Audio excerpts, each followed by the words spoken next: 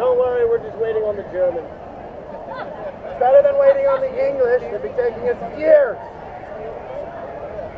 Lords, ladies, all of you hopefully not so gentle folk who can hear the sound of my voice and are inevitably drawn towards it like the moth to the flame. Welcome back to the Knightlife. I am Otto. No, I don't care who I am. I had introduced this loser.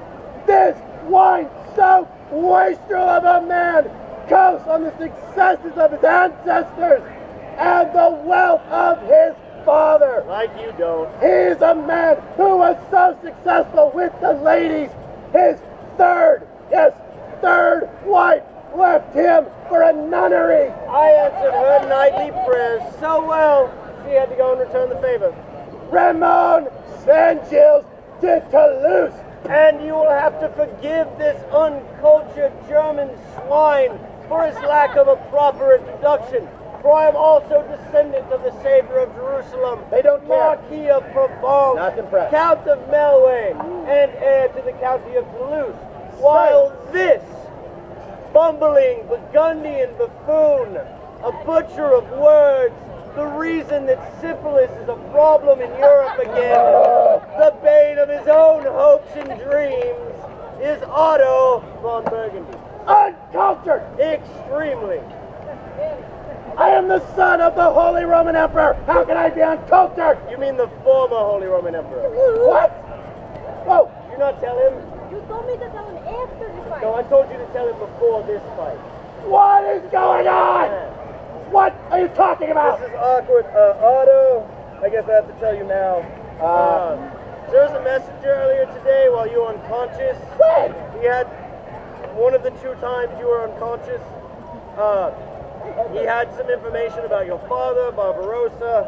I didn't know how to tell you this, so I figured the best way was to write a song. A song? Yes. This is a singing gram now? Yes, it's a singing pigeon. Spill it! A song about Emperor Barbarossa. How does this start? Let me remember. Oh yeah. Marched his troops round the encampment. Every morning at sunrise, battle tactics were his forte, though he could not read or write. This is true. Tried to ford a Turkish river, clad in armor on his horse, slipped from saddle, got dragged under, drowned, and now he's dead, of course. Glug, glug, glug. What is wrong with you? Are you serious? Has a heart attack. I don't know what his problem is. I thought it was a good song. But you did not come here to see Otto cry. No, you came to see a display of martial skill between 2 brave, bold, and strong knights. But seeing as Sir Edward of Bedlam got lost along the way, you will have to settle for Otto as my second. Hey! It's not nice. Truth hurts, doesn't it? A little bit. So, that being said, lords and ladies, whenever you think of a knight, what do you think of? Silence, it's usually quiet at night. Yes. Yeah. Very well. Since there are no great answers, or any answers, a knight has many social and military responsibilities. True. Yeah, we talked about all the social stuff earlier. You should have been here. It was really interesting. And it will be on the test. It will be. You will be judged. But we're here to talk about the military, the fun fighting and the weapon stuff. A knight is used predominantly as a heavily armored cavalry. Yes, that armor behind us is very heavy. It's also very hot, that's why we're not in it. And we're not on campaign, so here we are. But think about the term as it is used across the many kingdoms. The French have the chevalier, cavalier, cavalry. Also, if you want to know where the term chivalry came from, selling your sister to increase your alliances. Spoilers, that's the term. But Germany, we had the Ritter. You English heard Rider. You were so close to stealing the word properly. Hungary has Slovak. No one cares. Meanwhile, English, they have, you guys have... Hungarian. I'm talking, hold on. Obviously, she's Hungarian. She's a squire and is therefore less than human, so ignore her. Yes, like we just did. But English, back to the point. You have the term knight. But it's gay. Yes, it is. Why? What does that mean? Why'd you pick that word? I don't get it. But it's mounted cavalry. That's what we're talking about. So mounted combat, saddle up. And we would show you mounted combat, but someone lost my horse earlier today. I forgot Antonio wasn't there anymore. We will have to do what Otto's poor horsemanship demands and show you ground combat. Ramon's jealousy of my martial skills notwithstanding, before we get to the fun, we promise it's coming, we're going to talk very briefly about some of the weapons that we use, many of which I am wearing, because I am prepared. So, we're going to start... Paranoid. Also, but we're going to start small, like our squire's importance. We're going to work our way up, like my importance. That's good. Starting with the dagger. Hey, Otto. Now that your dad's dead, you count now. Getting to you later. Give me a minute. The dagger! This weapon! We wear it on our right hips in the heat of battle. You can pull it out quickly, stab your opponent in his face. Or you can turn it around to the flat side and make him eat all of his teeth. It's fun. But this weapon kills probably as many knights as any other weapon we use. Can I see that? Sure. God, you're an idiot. What? Point. I'd like to make a point. The easiest way to get a weapon from someone, ask them for it. But the dagger's small, stout blade and fine point is perfect for finding its way into holes in armor and also busting apart links of chainmail. It's ideal for finding the gooey center of your opponent, but you want to aim for specific areas like the wrist, under the arms, the face, the throat. Back off! But let's say that you've got a more valid point and you really want to get that point across. A little more impact, if you will. The big one. I don't know where the big one is. Give me the big one, that's mine. We have things like hammers, axes, maces, so you can really go up to your opponent and just beat your point into their skull. Children, that's enough. Catch. But let's say you want something a little more balanced, or something that you think, oh, that's a knightly weapon. Well, then you would go with this sword. Look, a knightly weapon! The sword is not just a symbol of our station, it is our most versatile weapon. It is nicely balanced so you can attack and defend easily. Plus, you have options. You can wear it all the time. Knightly privilege. It's awesome. But those advantages, those other things you can do, you have the point to stab him. You have the blade to slash. But if you really want to go crazy, you can do this. I do not advise it. Always wear a glove. Don't let the blade slip. You might lose fingers. Flip it around. Now, I have a hammer to smash him with the crossguard. Or you take that flat side, the pommel. If you've ever heard the term, I know you have. Take that back side, and this is where it came from. Pommel him to death. Now, the sword is not strong enough to cut through chain armor.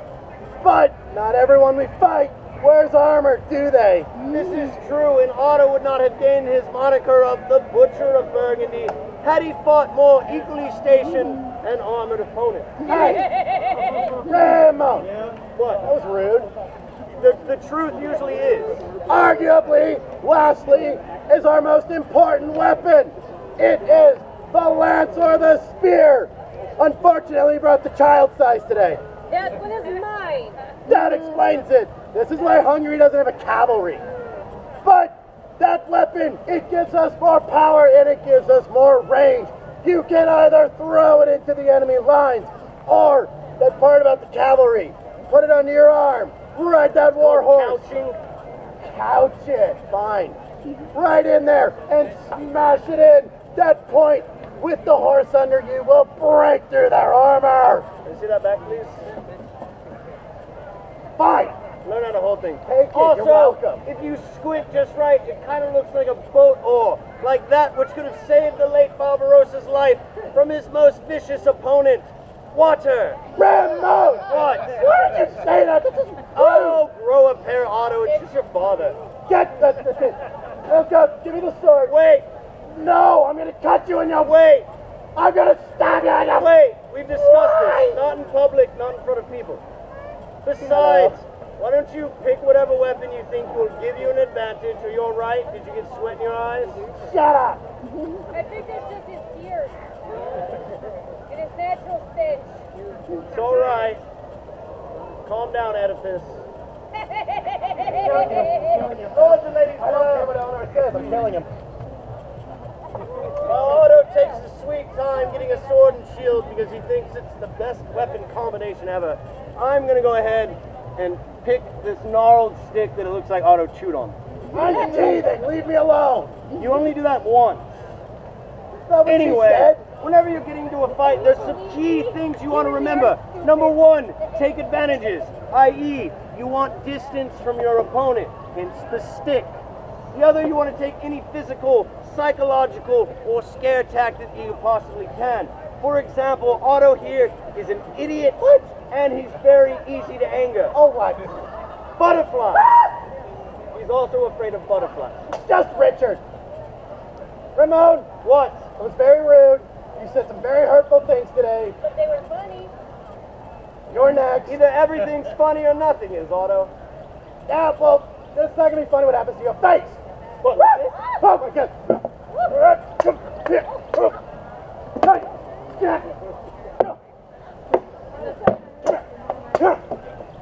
You think you're so clever with your scare tactics? I am clever. I know how to swim. What?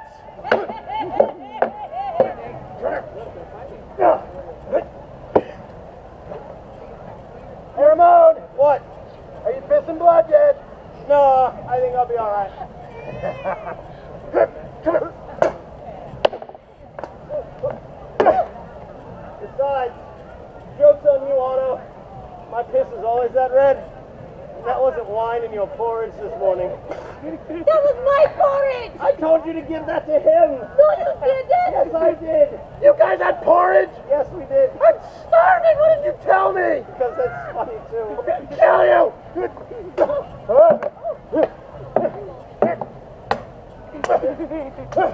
Go on, Otto. Can you get a little closer? It's hard to hit you. That's it. That's why I picked the stick. Here, let's finish this. I got close enough. How's your head, coward? You're gonna be all right. You can yield. You wish to yield. I accept. No! You yield! Otto, I don't need a sword to beat you. God, everyone, should he yield? Alright,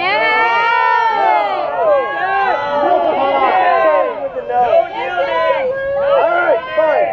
That means I gotta kill you. What are you gonna do? Ow! Ow! Yes! I don't like this game. The leg. I do this is time. No! Use your left You want to leg. yield? No! Are you sure? No! Should he yield? No! No! Kick him. Good thing I didn't have that porridge. True. Ugh. You want to yield? Hey, what's that? What? Oh! King Richard taught me that. You want to yield?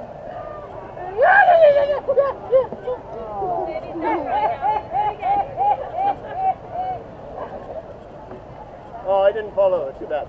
Lords and ladies, I have vanquished this fool. We wish to thank you for your time, and please, if you do have the means, please contribute to our pilgrimage. You're what keeps us going. You're what makes us better and stronger. If you have any questions about knighthood or anything you have witnessed on the hamster cage of doom, please come and talk with us. Let us know what you think, any questions, feedback. We love it. Because like you said, we cannot do this without you.